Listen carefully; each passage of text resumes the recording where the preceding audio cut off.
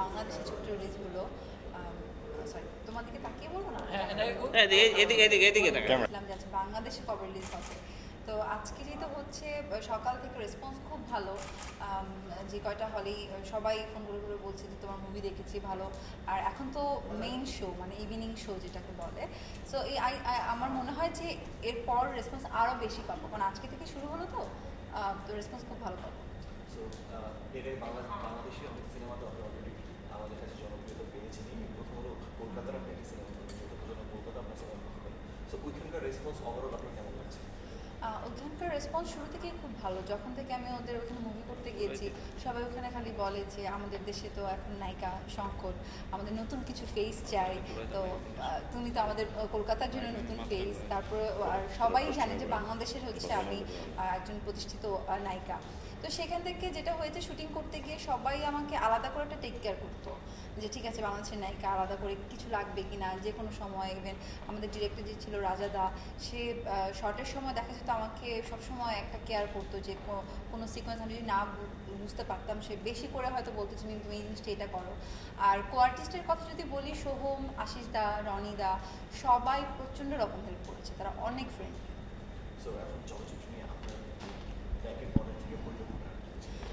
ব্ল্যাকের পরে আমার আরও দুটো ছবি আসছে, একটা গুড মর্নিং লন্ডন, একটা হচ্ছে সুইট হার্ট। দুটো ছবি কমার্শিয়াল ছবি, আই থিঙ্ক যে দুটোই সুপারহিট হবে, কারণ দুটোরই গল্প খুব ভালো।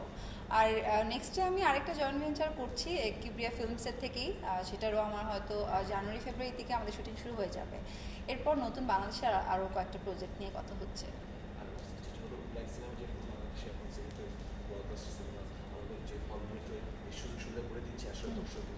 সেই জন্য দর্শকদের কাছে সেটা যদি বলি, অবশ্যই আমার আগে যেটা ছিল পদ্মপাতার জল, সব থেকে যদি বলি যে খুব বেশি ভালো ইভেন হাউসফুল ছিল, সেটা হচ্ছে যমুনা ব্লকবাস্টারে। কারণ ওইখানে রেসপন্স এত ভালো ছিল, আমার মনে হচ্ছে এই ধরনের যমুনার ওরাই যদি আরও বিভিন্ন জায়গায় অনেকগুলো হল করে ব্লকবাস্টারের মতো, তা দর্শক হলে গিয়ে ছবি দেখবে। মানে একটা পরিবেশ দরকার, যেই পরিবেশটা আসলে এখানে পেয়েছে সবাই।